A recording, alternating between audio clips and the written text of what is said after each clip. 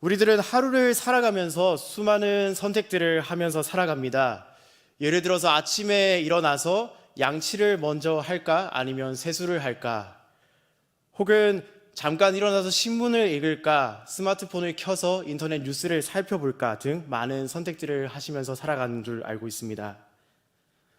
선택을 한다고 하는 것은 마음속에 어떤 한 가지 기준이 있다는 것을 의미합니다.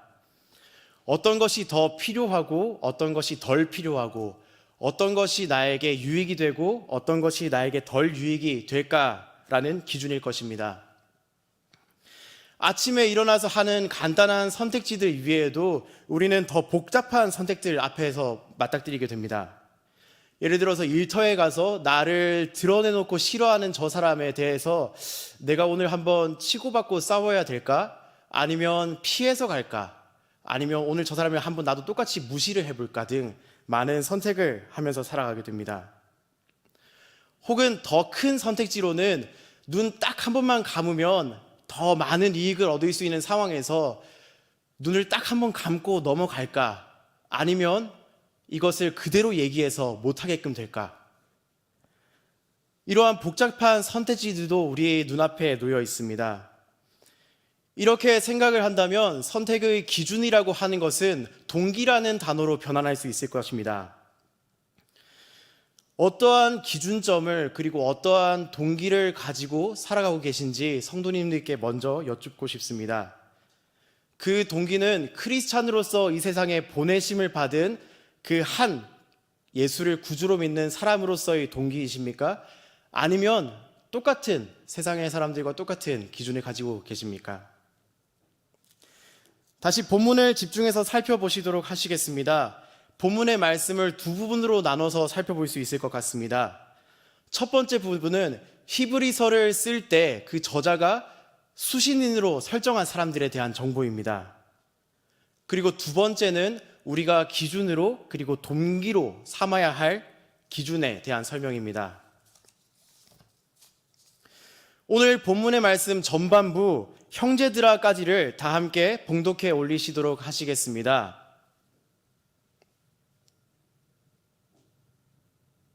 네, 제가 올리도록 하겠습니다. 그러므로 하늘의 부르심을 받은 거룩한 형제들아. 히브리서의 저자에 대한 정확한 정보는 아직 밝혀져 있지 않습니다. 하지만 어렴풋한 수신인에 대한 정보는 내용을 통해서 밝힐 수 있습니다. 저자는 처음 이 편지를 받기로 한 수신인에 대해서 함께 하늘의 부르심을 받은 거룩한 형제들아 라고 설명하고 있습니다. 여기에서 몇 가지 사실을 유추할 수 있을 것 같습니다. 첫 번째는 유대교 사회를 살아가는 상황 속에서 그들이 받은 부르심은 지금까지와는 다르지만 확실한 부르심이라는 점을 히브리서의 처음 저자는 그리고 성경은 말하고 있습니다. 정확한 저자에 대한 정보는 확실하지 않지만 내용적인 부분에 있어서 그리고 다른 자료와 교차해서 체크를 해본 결과 확실한 것은 히브리서는 초대교회 시절에 작성된 문서라는 것입니다. 성경이라는 것입니다. 그리고 그 대상은 유대교가 모든 것을 가지고 있는 상황에서 예수님을 구주로 선택한 사람들을 대상으로 한 편지인 것입니다.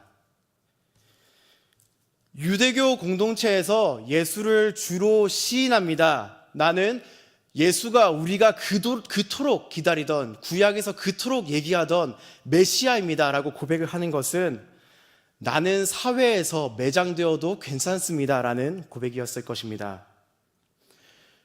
일터를 나가도 유대인, 성막을 나가도 유대인, 어디를 나가도 유대인, 앞집도 뒷집도 왼쪽 집도 오른쪽 집도 다 유대인인 상황에서 예수님이 나의 구주입니다라고 고백을 하는 것은 결코 쉽지 않은 일이었을 것입니다. 하지만 그들은 새로운 부르심을 받았고 그 부르심에 자신의 인생을 건 사람들이었습니다. 이렇게 설명을 드린다면 그때 그 시절의 말씀이 오늘 우리와 무슨 연관이 있겠는가라고 생각을 하실 수도 있으실 것 같습니다. 하지만 단지 그 시대의 사람들에게만 이 말씀이 적용되는 것이 아니라고 생각을 합니다. 왜냐하면 첫 번째, 우리 또한 동일하게 하늘의 부르심을 받은 거룩한 형제들의 범위 안에 들어가는 형제들과 자매들이기 때문입니다. 그리고 상황 또한 비슷하다고 생각을 합니다. 아직 제가 어리지만 학교를 다닐 때 나 예수 믿어, 나 교회 가 라고 한다면 친구들은 저에게 손가락질하면서 예수쟁이라고 놀렸었습니다. 하지만 이 상황은 코로나를 겪으면서 더 심해지는 것 같습니다. 학교에서, 학원에서, 그리고 심지어 이제는 회사에서까지 크리스찬이라고 떳떳하게 밝히는 사람들이 많이 줄어든 상황입니다.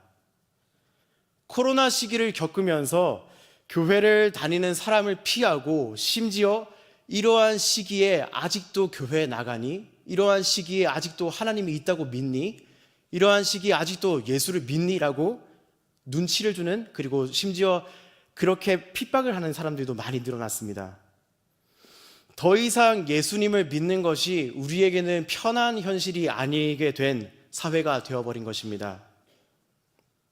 물론 유대교 사회를 살아가는 유대인만큼의 핍박은 저희는 당하지는 않습니다.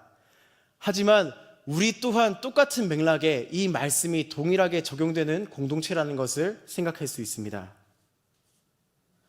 또한 한 가지는 그 부르심은 지적인 관심이나 흥미로 된 것이 아니라 하늘로부터 받은 확실한 부르심이라는 것을 히브리서를 처음 쓴 저자와 성경은 오늘 말씀하고 있습니다. 단순히 지적으로 파고들다가 얻어진 부르심이 아니라 어느 한순간 돌을 열심히 닦다가 발견한 부르심이 아니라 하늘로부터 부르심을 받은 형제들아라고 오늘 히브리서는, 그리고 성경은 대상을 지정하고 있는 것을 볼 수 있습니다. 또한 조금 더 가깝게 접근을 한다면 영어 성경을 살펴보면 행동이 포함된 단어를 사용하고 있는 것을 볼 수 있습니다. 영어 성경은 오늘 본문에 대해서 partaker이라는 단어를 사용하고 있습니다. 해석을 한다면 관계자, 분담자, 그리고 관여자라는 의미입니다. 그런데 특이한 것은 관계자는 관계자인데 그 의미 안에는 고락이나 힘듦을 함께하는 관계자, 그리고 관여자라는 의미가 담겨 있습니다. 즉 어떠한 적극적인 행동과 너희들이 해야 할 것이 있다라는 것을 암시하는 단어라고 볼 수 있습니다. 성경 말씀은 히브리서가 저작된 시대를 살고 있는 수신자에게 당신은 단지 구경꾼이거나 멀리서 바라보는 사람이 아니라 그 길에 올라선 사람이며 그 길에 참여한 사람입니다. 당신이 해야 할 일이 있습니다라고 말씀을 하는 것입니다. 오늘의 성경 말씀은 동일하게 저희들에게도 멀리서만 구경하는 사람들이 아니라 오늘 우리 또한 그 십자가에 동참한 사람들이라고 설명하고 있는 것입니다. 단지 예수님을 구주로 믿습니다라고만 말하는 것이 아니라 이제는 그 길을 따라가는 한 사람의 제자로서 우리가 어떤 것을 참여해야 하는가, 어떠한 마음을 가지고 달려가야 하는가, 그리고 그 어떠한 마음을 가지고 이제는 우리가 준비해야 하는가에 대해서 새롭게 살펴볼 수 있는 말씀이 되는 것입니다. 처음 말씀을 시작하면서 우리는 많은 기준 그리고 동기들을 가지고 선택들을 하게 된다고 설명을 드렸었습니다.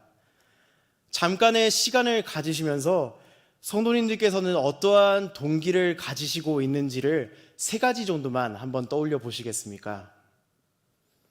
직장에서 큰 결정을 하실 때이든지, 혹은 양심에 반하는 선택지 앞에서, 혹은 사람들과의 관계를 하시면서 내 선택을 가장 크게 좌지우지하는 것은 어떠한 동기이십니까? 그리고 기준이십니까?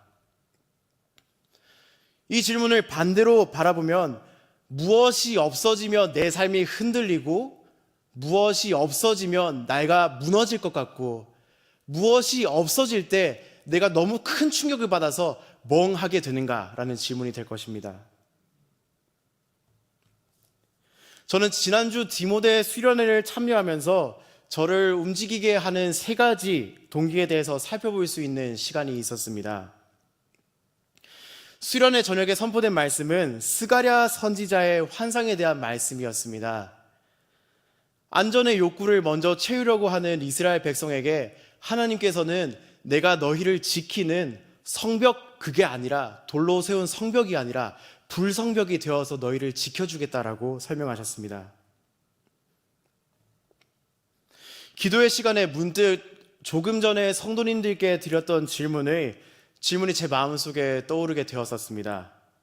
그리고 그 질문에 대해서 답을 생각하다가 사실 큰 충격과 회개를 할 수밖에 없었습니다.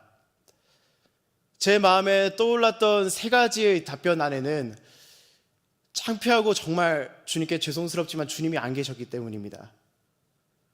그 안에는 돈이 있었고, 그 안에는 명예가 있었고, 그 안에는 안전에 대한 욕구가 있었음을 발견할 수 있었습니다. 우리에게 있어서 우리를 지킬 것이라고 생각하고 혹은 이것이 없으면 살아갈 수 없다고 생각하는 것은 어떤 것이 있으신지를 다시 한 번 더 살펴보실 수 있는 은혜가 있으시기를 소망합니다. 우리의 마음 가장 깊은 곳에 있는 동기를 살펴볼 수 있는 기회가 정말 필요하다고 생각을 합니다. 그 이유는 그 동기를 돌아봄으로써 그 동기가 원인이 되어서 우리의 행동이 나오게 되고 우리의 행동을 통해서 사람들은 그리스도인인 우리를 평가하고 더 나아가 교회와 하나님에 대해서 알게 되기 때문입니다. 만약 우리 마음 가장 깊은 곳에 있는 동기가 하나님이 아니라 다른 것에 있다면, 하나님이 아니라 돈이나 다른 가치에 있다면 세상 사람들이 우리의 모습을 통해서 발견할 수 있는 것은 여러 세상 사람들 중에 다른 타입의 한 세상 사람으로 끝날 것입니다. 코로나 이후의 시대를 살아가고 있는 크리스찬에게는 정말 큰 도전들이 생겼다고들 말씀하십니다.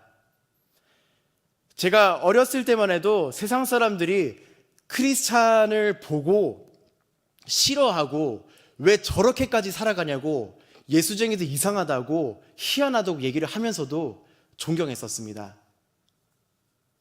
그리고 크리스찬의 다름을 인정하고 배웠었습니다. 심지어 여러 부흥 강사님들의 입을 통해서 이런 일화가 참 많이 들렸었습니다. 어느 한날 부흥 강사님이 차를 급하게 몰고 급한 일이 생겨서 도로를 쌩 하고 지나가는데 경찰관에게 발각이 되게 됩니다. 그리고 경찰관은 차를 세우고 다가가서 여러 가지 취조를 하게 됩니다. 그러다가 차에 있는 십자가와 그리고 옷 매무새를 보고 혹시 어떤 일을 하세요? 라고 질문합니다. 그리고 나서 그 목사님이 사실은 목사입니다. 그런데 너무 급한 일이 생겨서 지금 급하게 가고 있었습니다. 그리고는 그 대답을 들은 경찰이 목사님이시군요. 그러면 얼른 가세요. 라고 하셨던 일화들을 정말 많이 들은 기억들이 있습니다. 똑같은 이야기이든 혹은 다른 형태의 이야기이든 교회가 존중받았던 그리고 교회가 다름을 인정받았던 사람들이 교회를 싫어하지만 그렇지만 존경했던 시대가 있었다고 생각을 합니다. 하지만 학원에서 심지어 직장에서 크리스찬입니다 라고 이야기하는 것이 이제는 조심스러워진 상황을 생각하게 됩니다. 실제로 주변에 크리스찬이 점점 없어지는 것을 있지만 숨는 크리스찬이 많은 것을 발견하게 됩니다. 오히려 정말 슬프게도 나는 크리스찬입니다 라고 하면 너 머리가 비었구나 그리고 무시를 당하는 사회를 이제는 살아가게 되어 버렸습니다. 이미 시작된 분위기이지만 코로나를 지나면서 이러한 분위기는 점점 더 심해졌다고 생각을 합니다. 많은 매체들에서 인터뷰에서 교회가 희망이 없다고들 얘기를 합니다. 하지만 희망이 여전히 있다고 감히 생각을 합니다. 그 이유는 주님께서 바로 우리를 부르신 현장이 빛과 소금이 드러날 수 있는 현장으로 우리를 초대하셨기 때문입니다. 주님께서는 우리를 빛과 소금으로 부르셨다는 것을 생각할 때 오늘의 현실이 결코 불편한 것이 아니구나라는 생각을 다시 한 번 더 새로운 것이 아니구나라는 것을 생각하게 됩니다. 빛은 환한 대낮에는 그 역할을 제대로 발휘하지 못합니다. 하지만 시골길을 가게 되고 가로등이 점점 없어지게 되고 가장 빛나는 곳은 군부대라고 생각을 합니다. 군부대를 가게 되면 저녁에 불을 다 끄기 때문에 자그마한 불빛이 아주 큰 역할을 하게 되는 것을 자주 경험하게 됩니다. 심지어 아주 작은 성냥불이라도 큰 역할을 하게 되는 것을 보게 됩니다. 그 소금의 역할은 소금끼리 뭉쳐 있을 때 가장 큰 역할을 하는 것이 아니라 어떤 음식에 버무려지거나 젓갈에 들어가거나 그렇게 어딘가에 들어갔을 때 가장 큰 역할을 하게 되는 것을 생각할 수 있게 됩니다. 돌려서 얘기한다면 크리스찬의 진짜 모습이 발휘하게 될 때 하나님의 진짜 아름다우심이 세상에 전해지게 될 것이고, 크리스찬이 진짜 모습을 회복하게 될 때 하나님의 아름다운 향기가 세상 가운데 짙게 전해질 것이라는 이야기인 것입니다. 하지만 몇 가지 질문이 생겨나게 됩니다. 그렇다면 진짜 크리스찬이라는 것은 무엇인가? 그리고 나에게도 아직 그러한 기회가 남아있는가라는 질문일 것입니다. 먼저 말씀을 다시 한번 봉독해 올려드리겠습니다. 중후반절 우리가부터 생각하라까지의 부분을 다시 한번 봉독해 올리시겠습니다.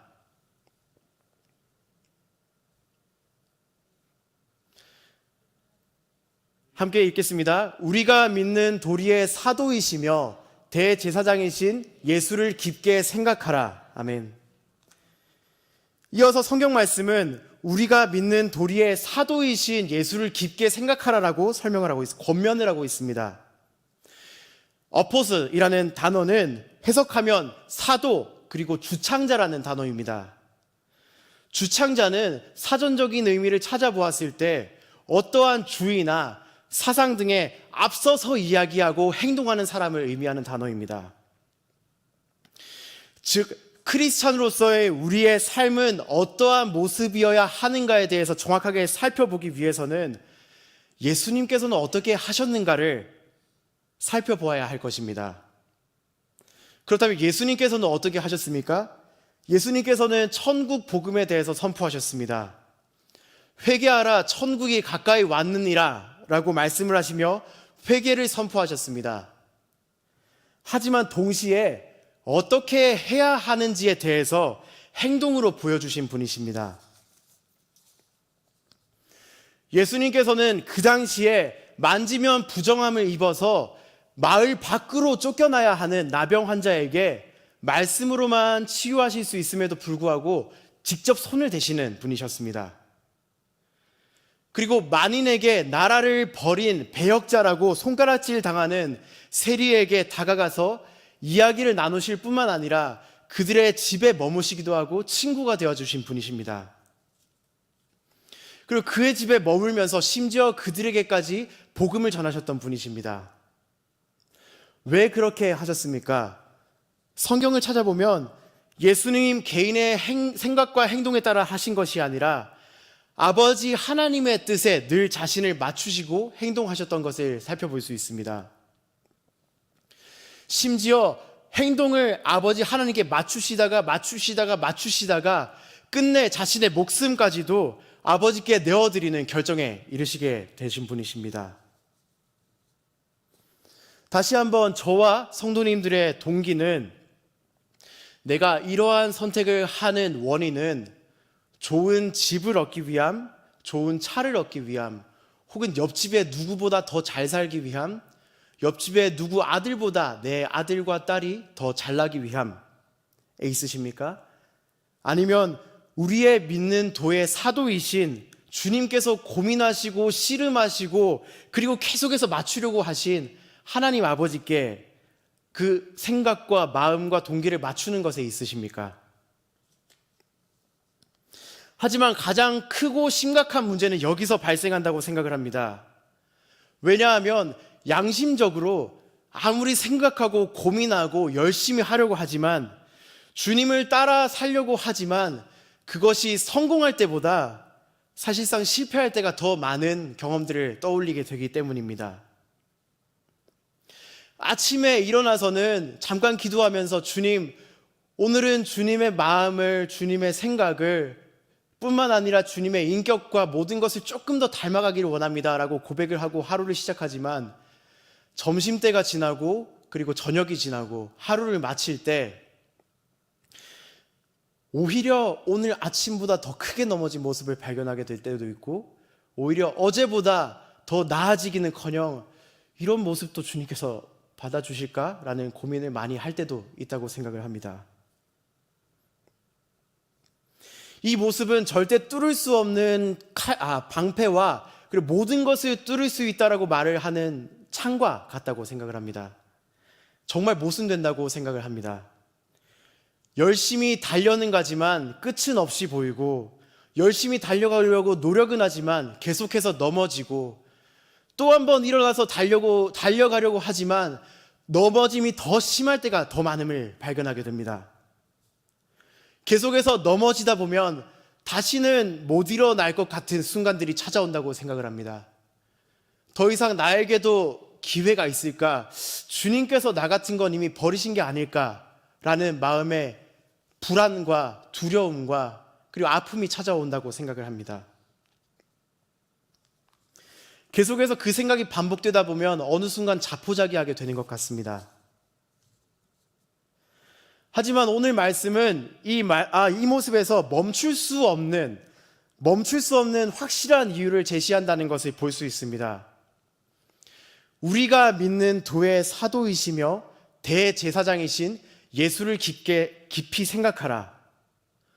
성경은 사도에서 멈추는 것이 아니라 대제사장이신 예수를 깊이 생각하라라고 권면하고 있습니다. 대제사장의 역할은 여러 가지가 있다고 생각을 합니다. 하지만 히브리서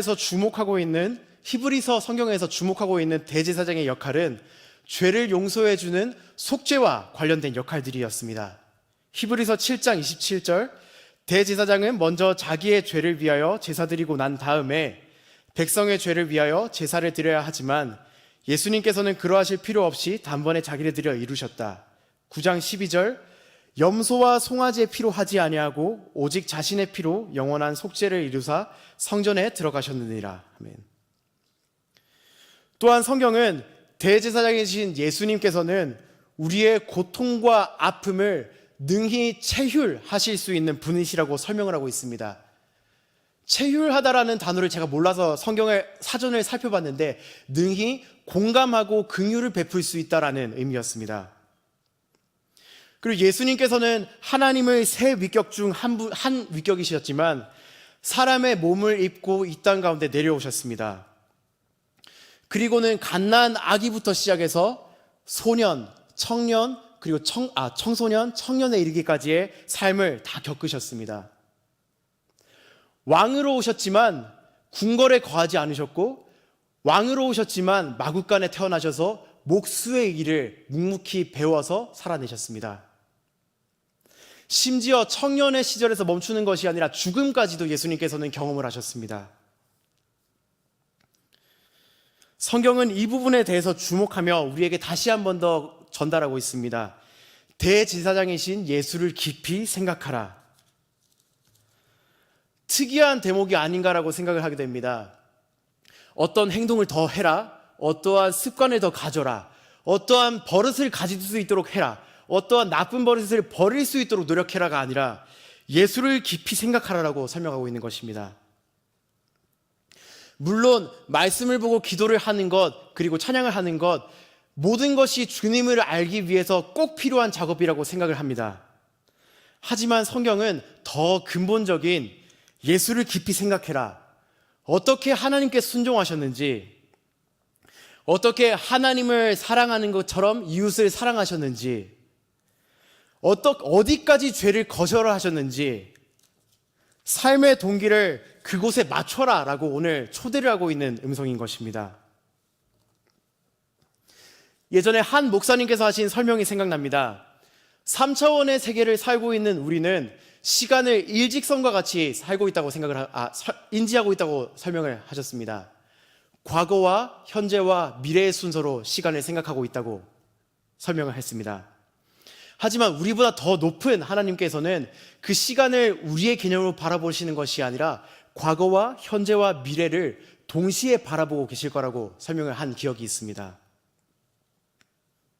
만약 그 설명이 실로 그러하다면 우리를 창조하신 전지전능하신 하나님께서는, 예수님께서는 이미 십자가에 오르실 때, 아니 이미 이 땅에 오시기로 선택한 그 순간부터 우리의 부족하고 넘어지고 바뀌지 않는 습관을 가진 모습, 그럼에도 불구하고 일어나려고 하지만 또 넘어지는 모습, 그럼에도 불구하고 주님 도와주세요 하고 일어나려고 하지만 더 심하게 넘어지는 모습을 이미 아시고, 그럼에도 불구하고 사랑하기를 선택하시고 십자가를 지시기로 선택했다라는 결론이 나오게 됩니다.